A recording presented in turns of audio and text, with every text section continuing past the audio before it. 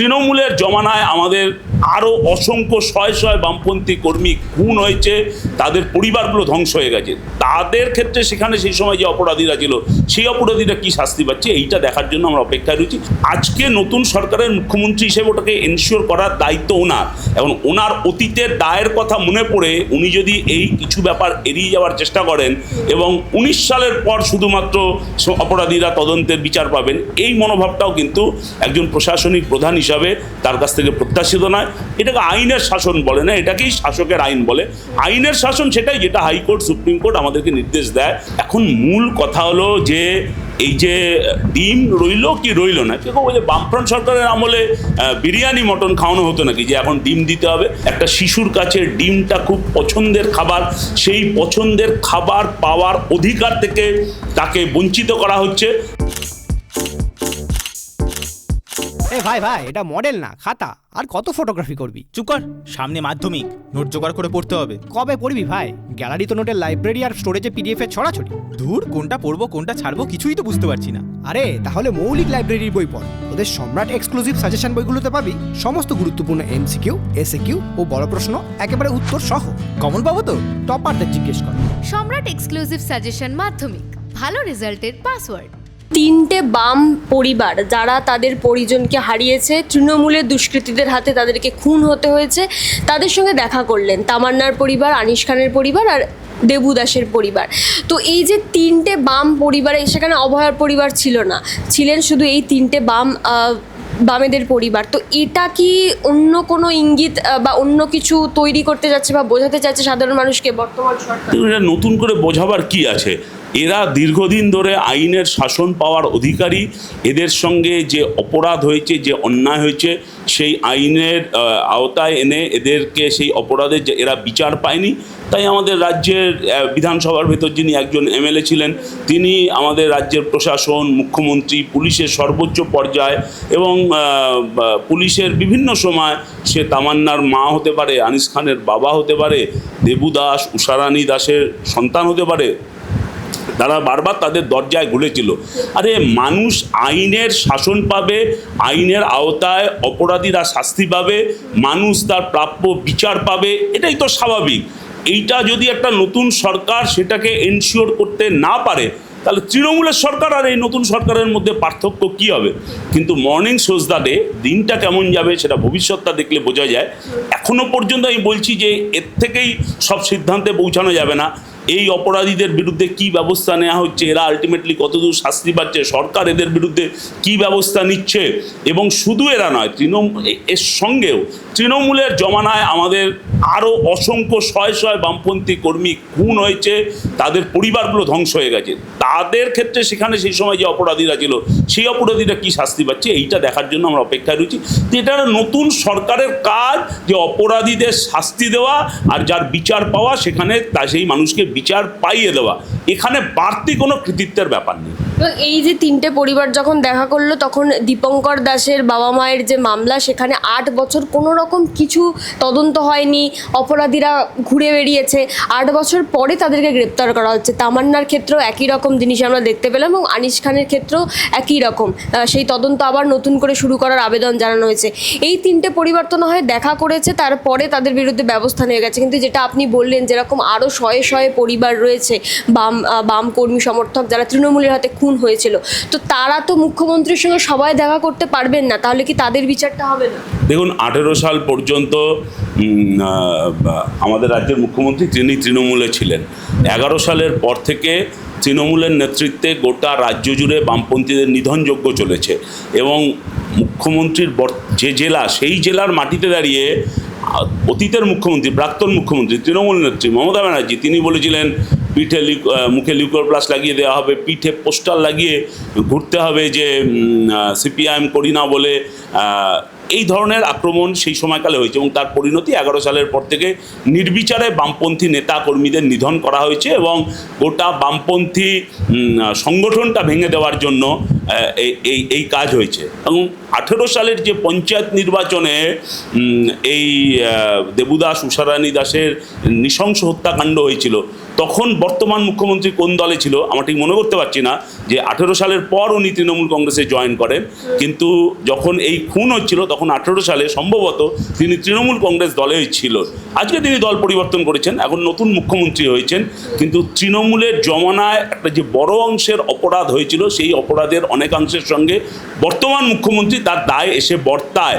কিন্তু এখন তিনি নতুন মুখ্যমন্ত্রী হয়েছেন, এখন তৃণমূলের সঙ্গে সংস্রব তিনি ত্যাগ করেছেন। কিন্তু এই যারা সেই সময় বামপন্থীদের নিধন যজ্ঞের সঙ্গে যুক্ত ছিল এবং একটা রাজনৈতিক দলের কর্মীদের নির্বিচারে খুন করেছে, মিথ্যে মামলা দিয়েছে, জেরবার করেছে, সেই অপরাধীরা যাতে শাস্তি পায়, আজকে নতুন সরকারের মুখ্যমন্ত্রী হিসেবে ওটাকে এনশিওর করার দায়িত্ব ওনার। এবং ওনার অতীতের দায়ের কথা মনে পড়ে উনি যদি এই কিছু ব্যাপার এড়িয়ে যাওয়ার চেষ্টা করেন এবং 19 সালের পর শুধুমাত্র অপরাধীরা তদন্তের বিচার পাবেন, এই মনোভাবটাও কিন্তু একজন প্রশাসনিক প্রধান হিসাবে তার কাছ থেকে প্রত্যাশিত নয়। তিনি সংবিধান স্বীকৃত মুখ্যমন্ত্রী, সংবিধানের প্রতি তার দায়বদ্ধতা আছে, সংবিধান তাকে যেই পথে যে সঠিক পথ নির্দেশ করবে সেই পথেই তার এগোনো উচিত, এটাই আমার মনে হয়। দাদা, হকার উচ্ছেদ নিয়ে আপনারা প্রচুর লড়াই করেছেন, যার ফলে দুবার স্টে অর্ডারও এসছে, এখনও পর্যন্ত স্টে অর্ডার রয়েছে 30 তারিখ পর্যন্ত, কিন্তু তার মাঝেও পার্ক সার্কাস স্টেশনে আবারও বুলডোজারের আঘাত পড়ল। আগের সরকারের বিরুদ্ধে বর্তমান শাসক দল বিজেপি তারাই বারংবার বলেছে যে মুখ্যমন্ত্রী মমতা বন্দ্যোপাধ্যায় তিনি আদালতের কোনো রায় মানতেন না, কিছুই মানতেন না। তাহলে বর্তমান যখন তারা সরকারে এসছে বর্তমানে, তখন তারাও তো একই কাজ করছে, তাহলে আদালতের রায় কি তারা মানছেন? কারণ স্টে অর্ডার থাকা সত্ত্বেও কিভাবে পার্ক সার্কাসের ওই দোকানগুলো ভেঙে ফেলা যায়? পার্ক সার্কাস যে কোনো দোকান হোক না কেন। আমি পার্ক সার্কাস উদাহরণ দিলেন বলে আমি বলছি, দেখুন পার্ক সার্কাসে বুলডোজার চলে, সেখানে নির্বিচারে উচ্ছেদ হয়, কিন্তু স্বাধীনতার পর থেকে কোনোদিন শুনেছেন যে পার্ক স্ট্রিটে কোনোদিন উচ্ছেদ হয়েছে? সেখানে বুলডোজার চলেছে, সেখানেও ফুটপাত দখল করে অনেক বেআইনি নির্মাণ আছে, বেআইনি দখলদারি আছে। কিন্তু সেটা যেহেতু একটা আমাদের রাজ্যের একটা উচ্চ শ্রেণীর, উচ্চ সমাজের, উচ্চ আয়ের মানুষদের ওই রাস্তাটা প্রতিনিধিত্ব করে, তাই ওখানে বুলডোজার চলে না। যেখানে গরিব, পিছিয়ে পড়া, সাধারণ হকার, নিম্নবিত্ত মানুষ রুটি রুজি জীবন জীবিকার তাগিদে ওইটুকু আচ্ছাদনকে বেছে নিয়েছে, রেলের জমিটা ব্যবহার করার চেষ্টা করছে, তাদের উপরেই বুলডোজার চলে। আর এই যে জমি কি রেলও তো জমি অধিগ্রহণ করেছে, আর আজকে সেই রেল সে এখন বুলডোজার চালাবার অধিকারী হয়ে উঠল। এবং 2026-এর সরকার পরিবর্তনের পরই হঠাৎ এই বুলডোজার রাজ চালু হলো, এবং এর পিছনে কি রাজ্য সরকারের একটা প্রচ্ছন্ন মদত আছে, রাজ্য সরকারের প্রচ্ছন্ন একটা সাহায্য আছে। কিন্তু বিধানসভা নির্বাচনের আগে কোথাও তো তার প্রতিশ্রুতি ছিল না, বা কোথাও তো সংকল্পপত্রে লেখা ছিল না যে এই হকারদের এরকম নির্বিচারে উচ্ছেদ করা হবে। এবং আপনি যে প্রশ্নটা বললেন যে আপনারা শুরু করলেন যে আইনের শাসন নাকি সরকার প্রতিষ্ঠা করবেন, তাহলে আইনের শাসন, আইন সেটা প্রতিষ্ঠা করবার দায়িত্ব কার? আদালতের, সুপ্রিম কোর্টের। কিন্তু সে হাইকোর্টের, সেই হাইকোর্ট সেই আইনের বিষয়ে নিশ্চয়তা দিল যে পুনর্বাসন, এমনি তো সুপ্রিম কোর্টের অর্ডার আছে, পুনর্বাসন ছাড়া কোনোভাবে হকার উচ্ছেদ করা যাবে না। এই ধরনের উচ্ছেদের ক্ষেত্রে কোথাও বুলডোজার সেগুলোকে ব্যবহার করা যাবে না। প্রথম কথা, সুপ্রিম কোর্টে সেই সব তো রায় ভেঙে চুরে তছনছ করে দেওয়া হচ্ছে, এবং এটা বেআইনিভাবে হকার উচ্ছেদ হচ্ছে বলে মধ্যরাতে লাইট নিভিয়ে অন্ধকার করে যুদ্ধের কায়দায় হকার উচ্ছেদ হচ্ছে, এটা 1 নম্বর ব্যাপার।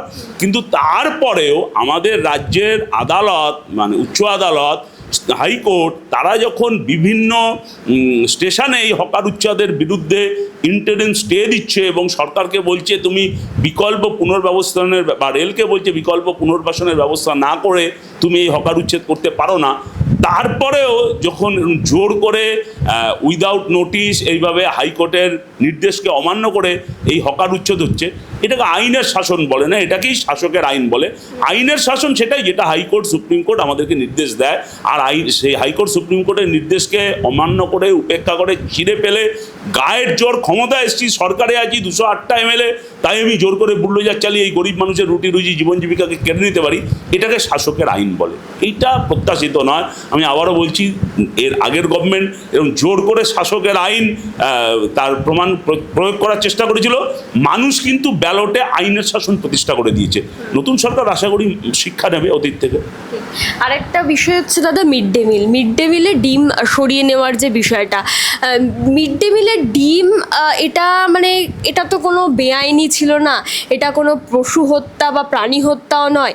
ডিমে পুষ্টি আছে বাচ্চাদের জন্য, যেটা খুবই জরুরি।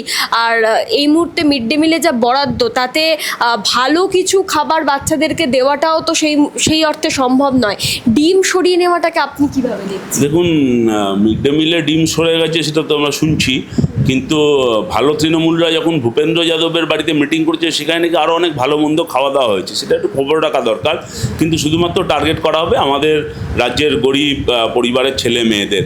এখন এখানে কেউ বলছেন যে আর্সেনাল হলে আপনারা আপত্তি করতেন না, ইসকন হলে আপনারা আপত্তি করছেন। আমাদের কাছে আর্সেনাল ইসকন ব্যাপারটা সেই প্রতিযোগিতার ব্যাপার না। মিড ডে মিল দেওয়াটা সরকারের দায়িত্ব, সরকার সে নিজের দায়িত্ব উইথড্র করে একটা বেসরকারি প্রতিষ্ঠানকে সেই দায়িত্ব দিলেন। হতে পারে তারা দায়িত্ব নিতে পারেন, তাদের সেই যোগ্যতা আছে, কিন্তু সেই যোগ্যতা প্রমাণ করবার জন্য টেন্ডার নির্দিষ্ট হবে। সরকারি এই কন্ট্রাক্ট পাওয়ার জন্য টেন্ডার পেতে হবে, সেই টেন্ডার পাওয়ার ব্যাপার থাকতে পারে। এবং যে প্রতিষ্ঠান এই দায়িত্ব গ্রহণ করছেন তারা অন্যান্য রাজ্যেও আছেন, এবং অন্যান্য রাজ্যে তাদের সম্পর্কে এ ব্যাপারে একেবারে এনওসি আছে কিনা, ক্লিন চিট আছে কিনা, সেগুলো ব্যবহার করা দরকার। এখন মূল কথা হলো যে এই যে ডিম রইল কি রইল না, কেউ বলে বামফ্রন্ট সরকারের আমলে বিরিয়ানি মটন খাওয়ানো হতো নাকি যে এখন ডিম দিতে হবে।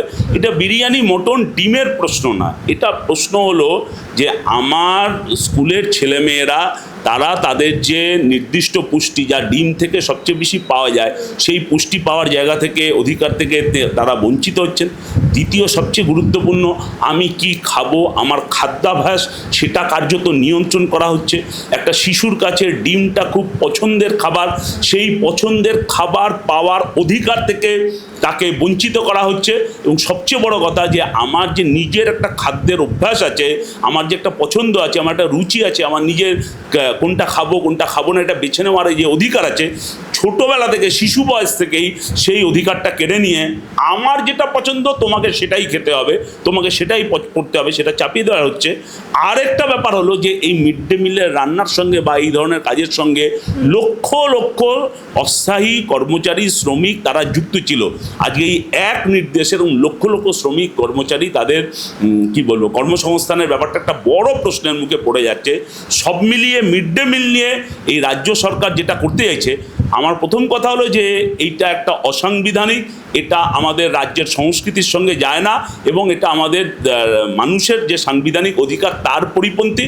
আর দ্বিতীয় ব্যাপার হলো এই মিড ডে মিল ঠিক ডে মিল ডিম থাকবে কি থাকবে না, সেখান থেকে বামফ্রন্ট সরকার বিরিয়ানি থেকে শুরু করে চিলি চিকেন এইসব টেনে এনে এই যে হকার উচ্ছেদ, লক্ষ্মীর ভাণ্ডার বা অন্নপূর্ণা ভাণ্ডার দিতে না পারা, মানুষের ওপর বুলডোজার চালানো, শিক্ষা কর্মসংস্থান চাকরি বাকরির যা প্রতিশ্রুতি সেগুলোর ব্যবস্থা না করতে পারা, এই গোটা ব্যাপারটাকে আড়াল করে দেওয়ার একটা কোনো প্রয়াস আছে কিনা, এটাও খুব সিরিয়াসলি ভাবার ব্যাপার আছে।